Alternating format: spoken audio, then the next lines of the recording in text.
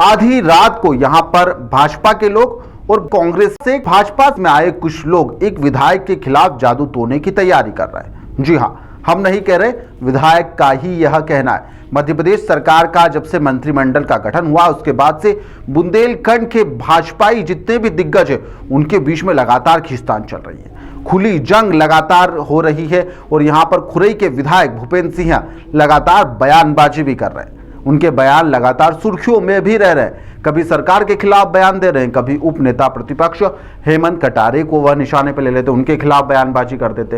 वह लगातार तीर छोड़ रहे, कभी सरकार, कभी जो भाजपा से, जो कांग्रेस से भाजपा में आए उन लोगों के ऊपर।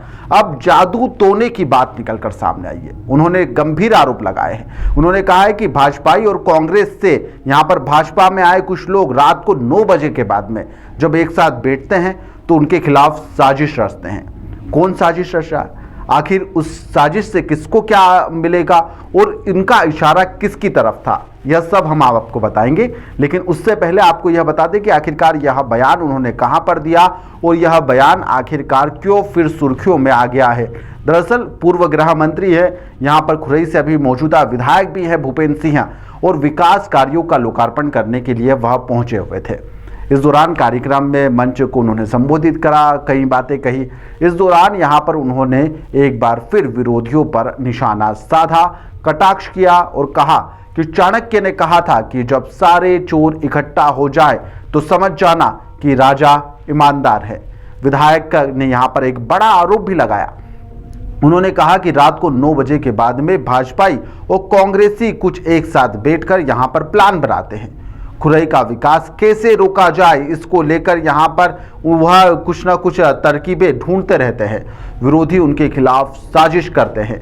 उनके इस संबोधन के बाद में जब मीडिया के सामने वह आए तो मीडिया ने भी उनसे सवाल पूछा।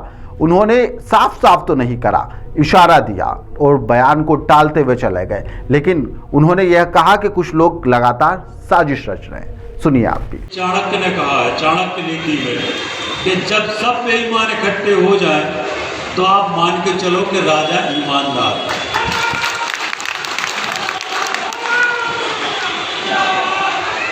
सब इकट्ठे हो जाए तो राजा ईमानदार है, तो सारे चोर इकट्ठे हो जाते हैं और राजा को बेईमान बनाने की कोशिश करते हैं। पर जब सारे चोर इकट्ठे हो जाए, कोई पार्टी नहीं है, दिन में पार्टियां हैं, रात में सब इकट्ठे बैठते हैं। दिन में कुछ भाजपा में, कुछ कांग्रेस में। भाजपा और कांग्रेस वालों से मतलब कुछ जो कांग्रेसी भाजपाई है या जो कांग्रेसी है, तो वो सब रात में बैठते, सबको मालूम है। और वो पूरे समय भूपेंद्र भैया के खिलाफ षड्यंत्र करते हैं। एक ही काम है, खुरई का विकास कैसे रोका जाए, इसके लिए षड्यंत्र होते हैं। तो लाक्षागृह बनाए जाते हैं, पूजा पाठ कराए जाते हैं, तंत्र क्रियाएँ कराई जाती हैं, ये सब होता है, आपको भी पता।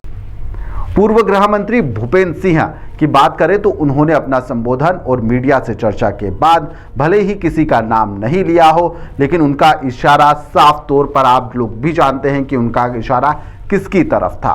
उनकी राजनीतिक अदावत किससे चल रही है, किससे उनकी खींचतान चल रही है, किसी से भी छुपी नहीं है। भूपेंद्र सिंह की सियासी जो घमासान है वह इस बात की ओर इशारा कर रहा है कि मोहन सरकार जब से आई है तब से बुंदेलखंड में एकमात्र मंत्री है, वह कैबिनेट के मंत्री गोविंद सिंह राजपूत है और उनसे उनकी खुली यहाँ पर अदावत चल रही है। वहीं पर दूसरी तरफ खुरई विधानसभा की बात की जाए तो कांग्रेस से यहाँ पर खुरई विधायक रह चुके अरुणोदय चौबे, उनसे भी उनकी जो तलखी है वह किसी से छुपी हुई नहीं है।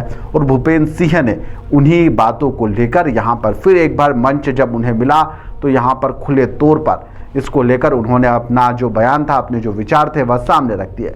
लेकिन उन्होंने जो यह कहा है कि रात को 9 बजे बाद उनको लेकर कुछ ना कुछ यहाँ पर लोग करने पर लगे रहते हैं, यह कई गंभीर सवाल खड़े कर रहा है। अब देखना होगा कि क्या इस बयान के बाद में बीजेपी की तरफ से या फिर गोविंद सिंह राजपूत की तरफ से कोई बयान सामने आता है या फिर कोई अन्य की तरफ से बयान सामने आता है, या फिर यह मामला इस बयान के बाद में यहीं पर ठंडा पड़ जाएगा। आप सभी को याद होगा कि अभी बीजेपी से जितने भी लोग बगावत कर रहे थे या फिर पार्टी के अंदर खाने में जितनी भी खींचतान चल रही थी, तो बीजेपी ने एक बैठक करी थी और सभी लोगों को वहां पर बुलाया था। देवास की महापौर सहित कई महापौर और छोटे जो कर्मचारी क्या कहेंगे, मतलब जो छोटे नेता थे, उन नेताओं को बुलाया था। उनको फटकार लगाई थी कि आप पार्टी की गाइडलाइन से बाहर मत जाइए, इसके खिलाफ बयानबाजी आप नहीं कर सकते। और इस तरह की एक खुली मतलब चेतावनी भी जारी की गई थी बड़े नेताओं को लेकर। लगातार यहाँ पर भूपेंद्र सिंह बयानबाजी करते रहते हैं, लेकिन भूपेंद्र सिंह को आज तक नहीं बुलाया गया और भूपेंद्र सिंह की ये बयानबाजी और ये तल्खी लगातार जारी भी रहने वाली है। आने वाले समय में और भी आप बेबाकी वाले बयान उनके सुन भी सकते हैं।